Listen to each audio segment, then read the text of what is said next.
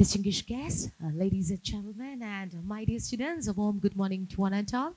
So let me start with borrowing a quote that any sufficiently advanced technology is indistinguishable from magic, and how truer it could be, because technology these days are not just tools but a bridge to connect us to the possibilities or the realities that we had only once dreamt of. And that is exactly the reason why we today have this as the second most critical topic or the second most critical track for the Summit of Future Kerala 2025. Technology, the heart of progress. And my dear people, we say that any walls are not just any walls, any strong walls are not just built with brick and mortar, but with trust and resilience. But these days we are all in a world where like this life is getting increasingly digital, and the reason to safeguard these walls has become more crucial than ever. But however, we are every day finding some unique or creative way to be breaching these walls, and that is exactly why we are starting the technology track with the keynote address on this very important session on Beyond Firewalls for a safer digital tomorrow. And it is my distinct honor to be introducing our keynote speaker, Sri Manoj Abraham, the Additional Director General of Police Kerala, and a visionary leader in cybersecurity and the innovation in law enforcement.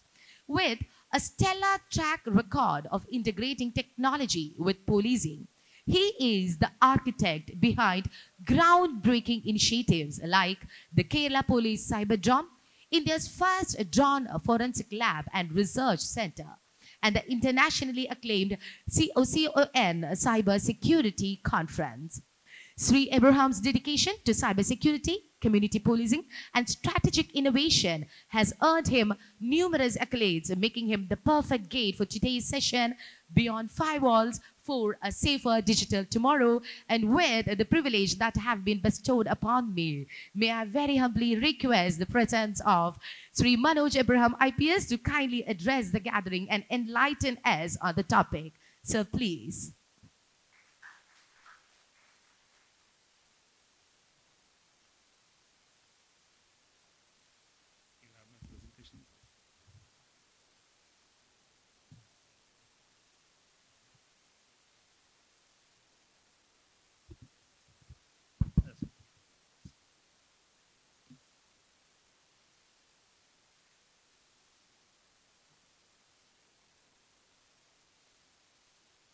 Good morning. The topic, as you all know, Beyond Firewalls for a Safer Digital Tomorrow. This topic, which has been chosen for this track and basically what I'm going to present today, is one of the most relevant topics, not only for police officers like me who handle crime, who handle how to prevent, detect crime, but it's important for you students and the students who are studying for the IT sector, for every citizen of the country, because now it's a digital world that we are living in. So I want to congratulate firstly the organizers of this conference for holding such a relevant conference, 7 tracks, and bringing everybody together. We, the Kerala Police, have been holding such conferences because we understand in the cyber security realm, awareness is one of the most important things, and these conferences go a long way in building awareness about the conference. Now, I just want to start with a famous statement by Vladimir Lenin, where he says that there are decades when nothing happens, and there are weeks when decades happen. So this is very relevant with the digital revolution that we are going through. We see the industrial revolution, we have seen the agrarian revolution, but there's nothing like the digital revolution, which has changed the basic ethos of how the human being survives in this world, goes about his business, does his transactions, everything. We all know about it. That's why I'm not dwelling on that. Now, what is happening is basically we police officers who generally dwell in the physical world, catch criminals, go and look at crime, etc. There has been a blurring of digital and virtual spaces also. Now, most of the people live in the virtual space. Everybody we interact, we have social connections, our transactions, banking, studies, everything is in the virtual space. So there's a blurring of the spaces also, which makes the problem of cybersecurity more acute, which we need to really look at. And what we have is the concept of disruptive technologies. You all know about it, the AI and the machine learning. You have disruptive technologies coming in, which change the basic ethos of how we do our business or how we go about our lives together. And not only disruptive technologies have come, they are converging also.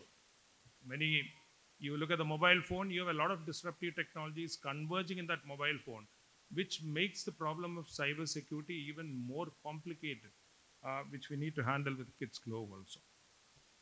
Now, this is a very famous statement by Robert Mueller. He was the FBI former director, where he says that there are two kinds of companies in the world, or two kinds of organizations in the world: those that have been hacked and those that are going to be hacked.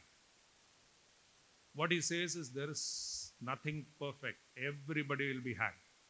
So it's a very stark reality of today that we can't ensure perfect cybersecurity. See, I'm a police officer. If somebody tells me to physically, say, secure this building or secure a college building or secure a bank building, I can easily do it. I can put in the best of camera systems. I can put in the best of commando systems. And I can say that this building is secure. Nobody can actually come inside that. But not in the cybersecurity realm. Whatever firewalls, whatever physical softwares, whatever you put in, there is always a chance that somebody can hack it. There is no perfect cybersecurity. And that's what he mentioned. And that is also very important and relevant for us. Now, these are some of the threats that are there. Very important that we understand it, because this threat is for everybody. You need to understand that for each individual who uses his mobile phone, banking system, now everything is online. So it's important for everybody that we understand the threats. It's not only the law enforcement department that really looks at crime or criminals that we need to understand, but every individual that uses digital resources need to understand what are the threats in the digital world. I'll come to a few of this in the later slides. Now, what we see now presently in the present world is the problem of ransomware. Ransomware is one of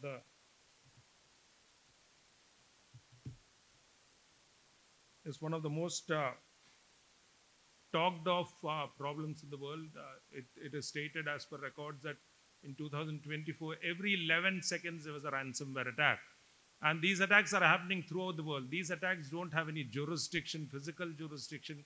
They can be anywhere. You can be attacking any system, any device, any organization in any part of the world, sitting in any part of the globe. So that's the ransomware coming through, and it's growing in 2025.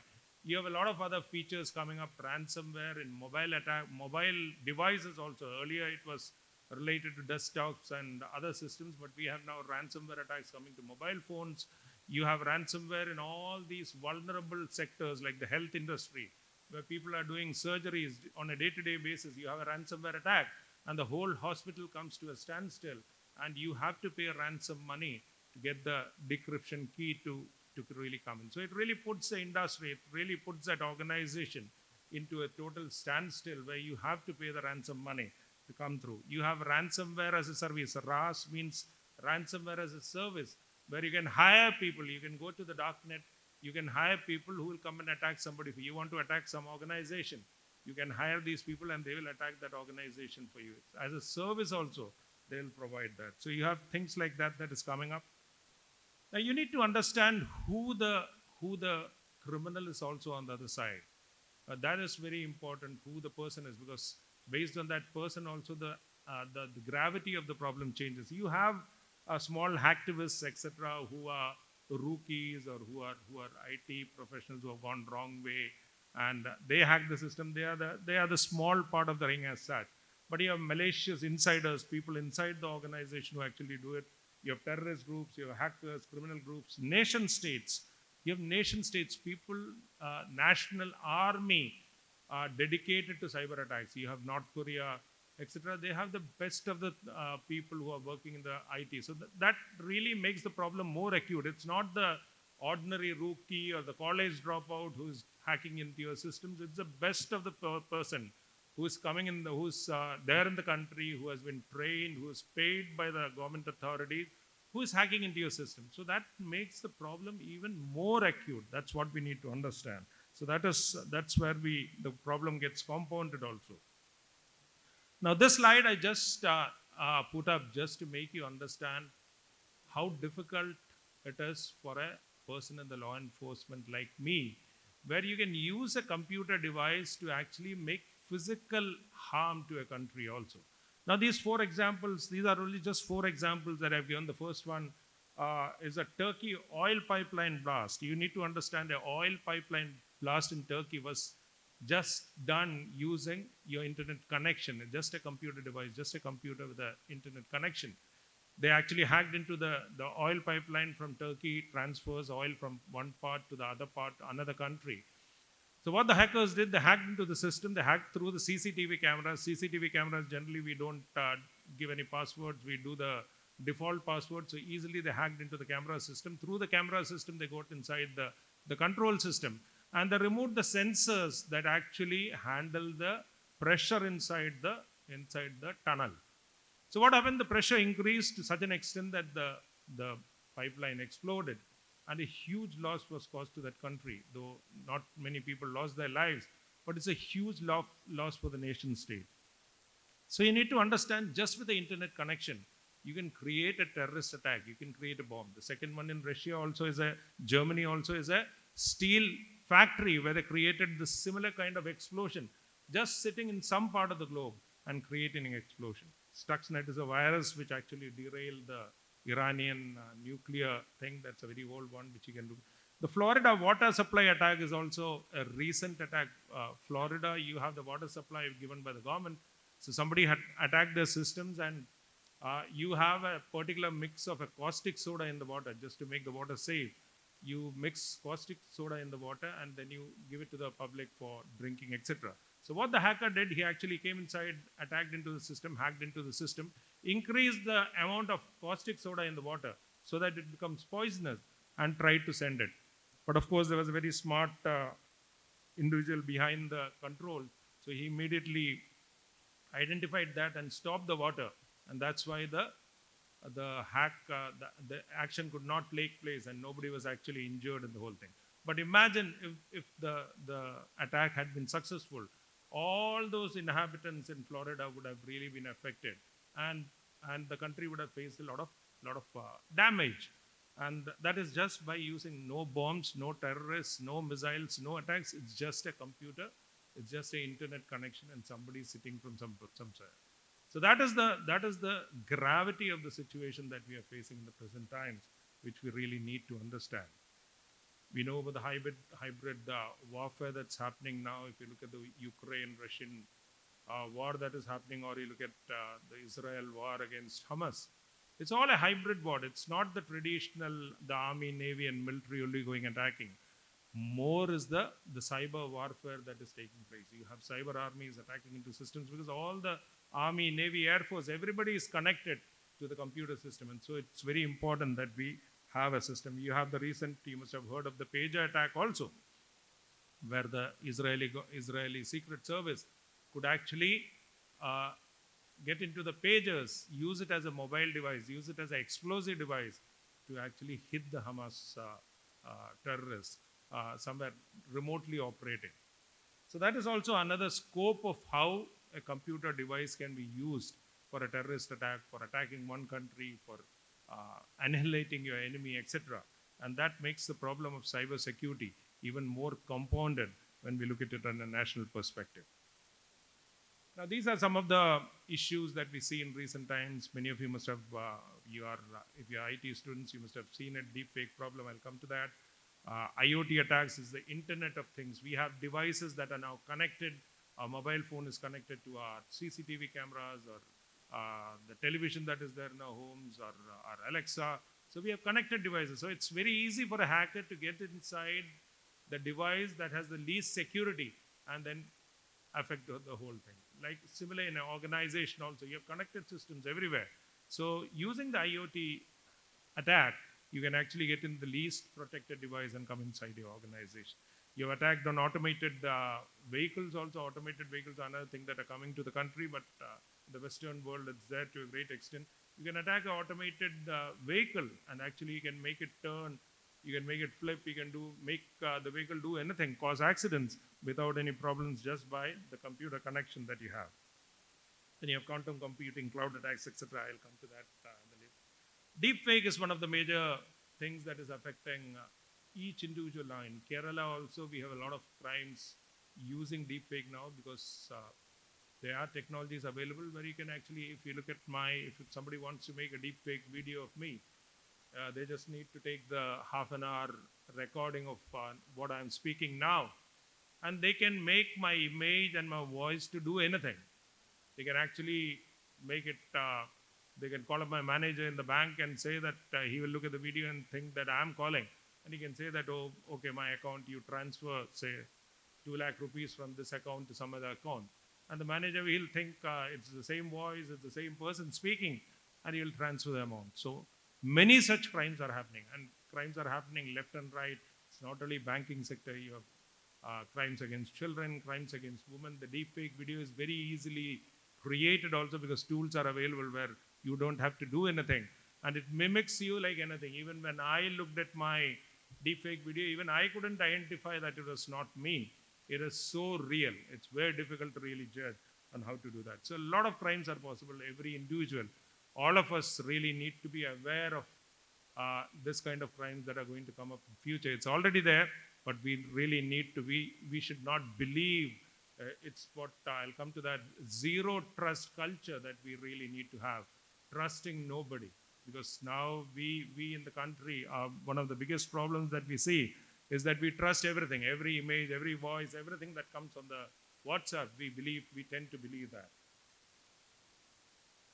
Banks, of course, are one of the major objectives of every criminal is to earn money, and so banks have continuously been one of the major places where attacks have been concentrated on. Banks have been attacked left and right, and because that is where all the money is. So many hacks have been successful. Many people have come and stolen crores of money, millions of monies from various banks. These are a few examples of that has happened and continue to be, because that's where the big money is. So banks will continue to be under attacks. So these are one of the major things that I've already talked about: targeted ransomware, hacking under autonomous vehicles, artificial intelligence. These are the new gen problems which are said to be 2025.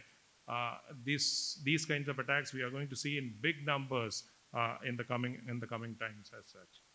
If you look at the figures also, the money lost in cybercrime Statistica is one of the international organizations calculating that it is estimated that in 2025, $10 trillion of amount will be lost by various cyber attacks, by cyber breaches, etc. It's a huge amount of money. It's almost the GDP of many countries taken together. It's that difficult in the present times. And if you look at the cyber crimes in the country also, we have an exponential increase in cyber crimes, cyber breaches, cyber attacks. If you look at the figures of the NCRB or the police figures that we have, we see a dip in the physical crimes that we have, the murder and other kinds of cheating or theft that we have. And we have an upward swing in all kinds of cyber crimes that is taking place. And that is another thing that we all need to be wary about. It's important for law enforcement officers like us and the general public that uses things. So basically what I wanted to emphasize with all these slides, with all these problems, is cybersecurity is a very complex issue. It's not a simple issue at all. We need to understand that. And as I told you, I gave you the example of a physical security of a bank that we do, or a physical security of any building that we do. Very simple. You train a person, you can do it. But not cybersecurity, because the problem keeps on changing. You don't know what is going to come up in 2 months. You don't know what the technology is going to be after 6 months. So it's changing. It's drastically changing every time. So cybersecurity is a very complex issue. And the firewalls, the traditional firewalls that we have, has a lot of limitations. We all know that firewall is basically the digital wall that is there between the network, the public network, and the public internet and our network. But now, with the present times, with all the sophisticated attacks that we have, with all the encryptions that we have, firewall is just not enough to handle all the cybersecurity principles. Because earlier it was the moment you talk of cybersecurity, people say, put a firewall. That's all. That's the end of it. But not anymore. Firewall will just not do. So you have to have innovative solutions because your problem is also innovative. The problem is changing. The problem is getting more complicated. You have new malware coming up. You have new ransomware coming up. So it's very important that you have a very innovative kind of approach in cybersecurity, which is so very crucial.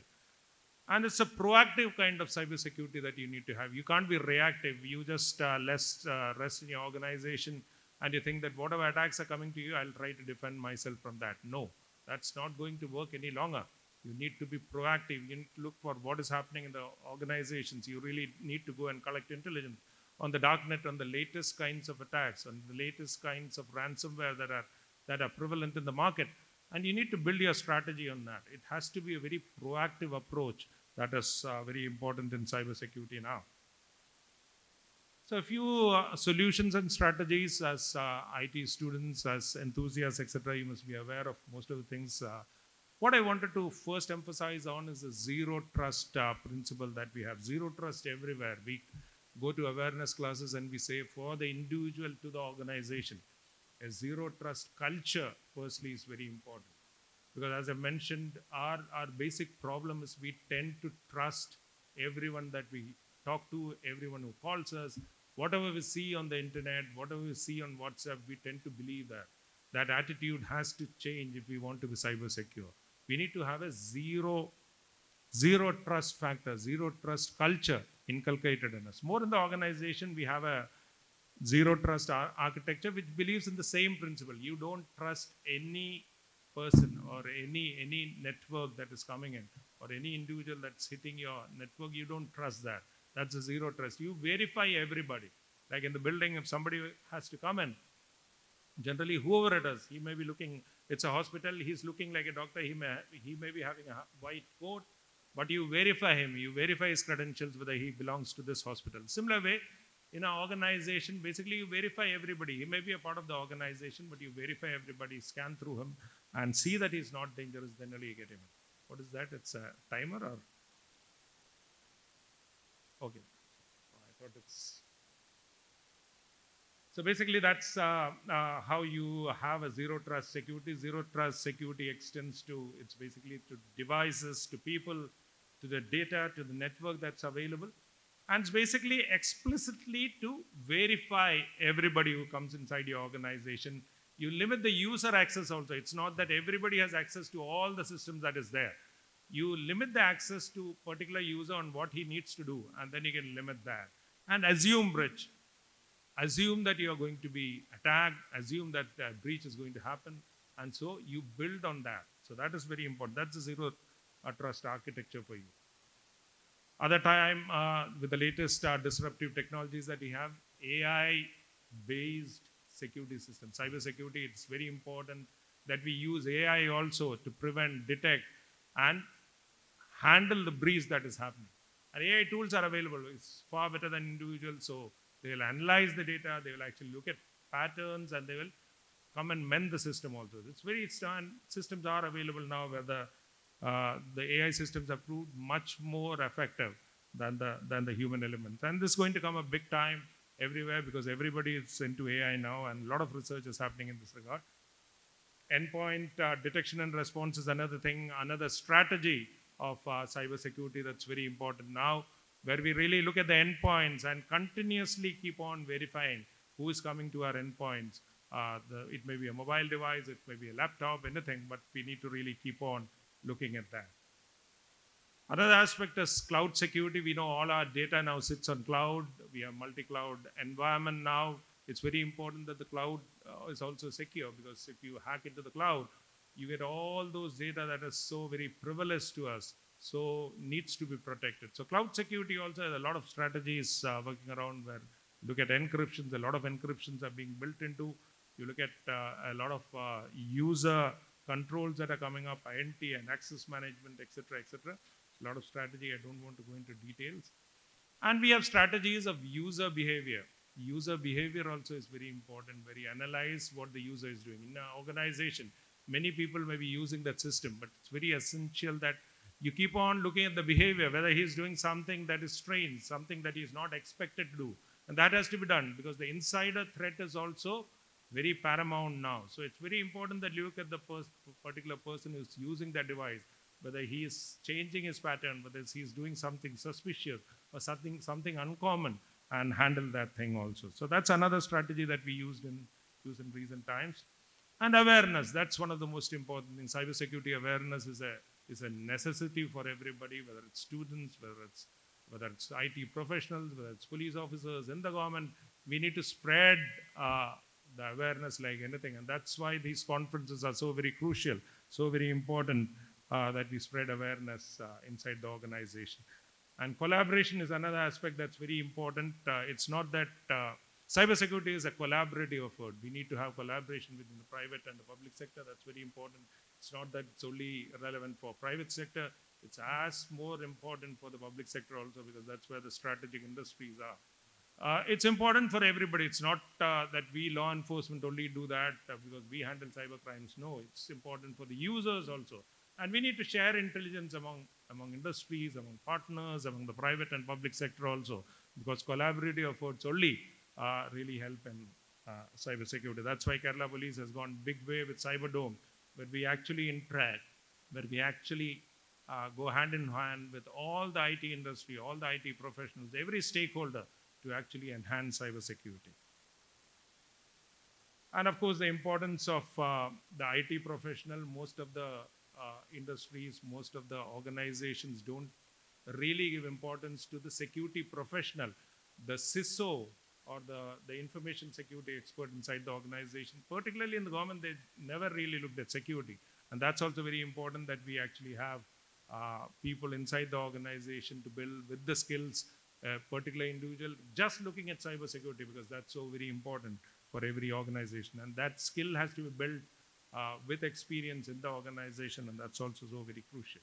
So it's basically not only the tool set, not only the software or the firewall that's important, it's the skill set and the mindset also that's very important. So you need to have proper people who need to sharpen their skills in the organization. It's not that you study something and you come and you think you're going to be successful. No, he has to keep on sharpening his skills in the cybersecurity realm.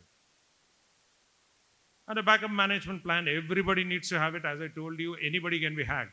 So what is your strategy on that? You have a backup plan always, so that you don't lose out on your precious data that is there. So always, in spite of the fact that you have the best systems in place, you need to have a proper backup plan in place also, so that you don't lose the precious data that you have. And it's a constant cat and mouse game. It's not that you do something and you rest on your laurels and you think I've secured my system, I've put in the firewalls, I've put in the software. No, it's whatever is secure now won't be secure after 2 months or 6 months. It's a continuous game that you play with the cyber hackers, etc., to enhance your system, to build the latest, the patches that have to come in to ensure that you are cyber safe in the years to come.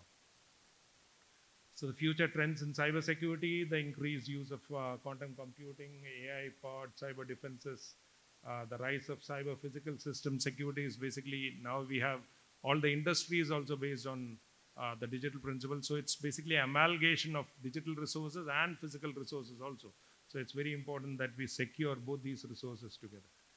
So basically what I wanted to say is basically cybersecurity is no longer a reactive principle at all. It has to be a proactive element. We need to really look at how we secure our resources. What are the threats that are available? Firstly, if you don't know your enemy, you can't do anything. So firstly, you need to know your enemy, and then you need to go ahead. So it's basically signing off with these few points. We are in the digital world. Digital world has come and changed us like anything. It's important. Cybersecurity is not only important for any big companies like Facebook, and it's important for everybody. It's important for the government. It's important for law enforcement officers like us. It's important for IT industry. It's important for students. It's important for every citizen. And so we should all be aware of that. And awareness is one of the key to that. The threats, we all need to keep abreast with the threats of the world. If you don't know the enemy, you can't really fight the enemy. So it's very important that you know the threats that are varying, changing. getting more complicated day after day. And we have advanced solutions coming in like zero trust architecture, the AI driven security, etc. And as I mentioned, security is one of the key to the whole thing. Private public participation is the key, collaboration is the key. So we need to come together, spread awareness on cybersecurity, and ensure that together we build a cyber secure world. Thank you very much. That's what I wanted to say. And thank you once again, Jain University, for the opportunity to talk on such a relevant topic in this summit. Thank you, and all the best for the conference. Thank you. Thank you so much, sir. May I humbly request you to kindly accept a token of love and appreciation and deep respect from our end. May I also very humbly request Mr. Tom M. Joseph, the Honorable Director of Initiatives, Jain Deemed to be University, to kindly express our appreciation and deep reverence for all the efforts you have been putting in to make our society and make our cybersecurity even more stronger. And thank you so much for encouraging all of us to inculcate the zero trust culture right now.